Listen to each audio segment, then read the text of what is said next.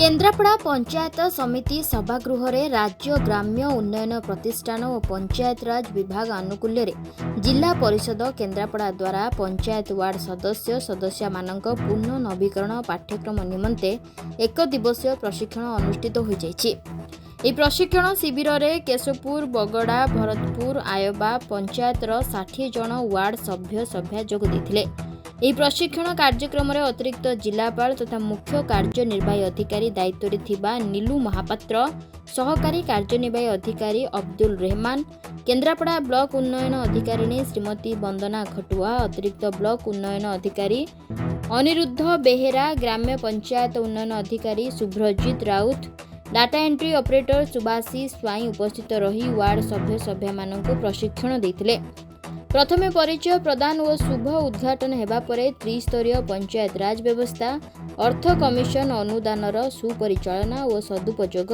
Ward सदस्यों भूमिका, ग्राम पंचायत विकास योजना, ग्रामीण आवास योजना, महात्मा गांधी नरेगा, विपर्यय परिचालना और सेथिरे वार्ड राजस्व निरीक्षक सदस्यों भूमिका संपर्क प्रशिक्षण दि जाइथिला। शेषे प्रशिक्षण परिचालना पोर्टाल और उद्यापन करा जाइथिला। आज आम ब्लॉक स्तर जो आज वार्ड सभ्य मानक जो आमर थिला ट्रेनिंग रही आम ग्राम पंचायत अन्य ग्राम पंचायत जो किसी लोक मैंने आम जनसाधारण मैंने किसी जो कथा जानी पार नथिले आमे सेटा जानी से पाखरे उन्नतिमूलक कार्यक्रम विषय जानवाई आम चाहूँ ब्लॉक स्तर में सार मान को अनुरोध ये कार्यक्रम आगक भी अनुष्ठित करा आमर वार्ड मेंबर मानक गोटे गोटे दिनिकिया प्रशिक्षण शिविर आरंभ कर आज दिन में 4टी पंचायत वार्ड मेंबर 60 जन वार्ड मेंबर को ट्रेनिंग दिगला से भली आज आयबा केशपुर बगड़ा आउ गोटे पंचायत मिसी 4टी पंचायत वार्ड मेंबर मानक ट्रेनिंग दि जाइए से भली आमर 6 दिन कार्यक्रम रही राज्य सरकार केंद्र सरकार जेतक योजना अच्छी से वार्ड मेंबर मानकर कौन भागीदारिता रही से कौन रेस्पॉन्सिबिलिटी रही से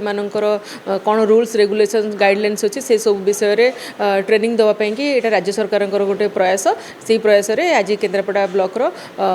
6टी पंचायत 4टी पंचायत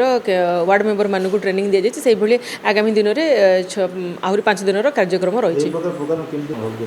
निश्चय भाव में आम तृणमूल स्तर जिते वार्ड मेंबर माने रोचंती से माने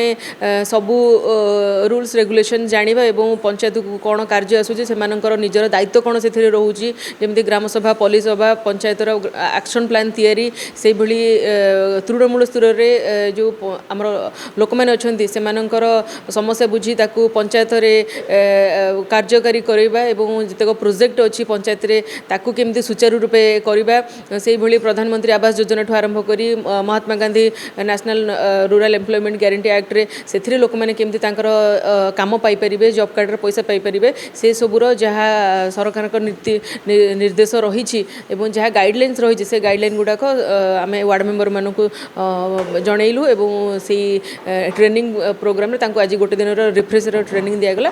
केन्द्रापड़ारू अनिरुद्ध दास को रिपोर्ट न्यूज X Odia।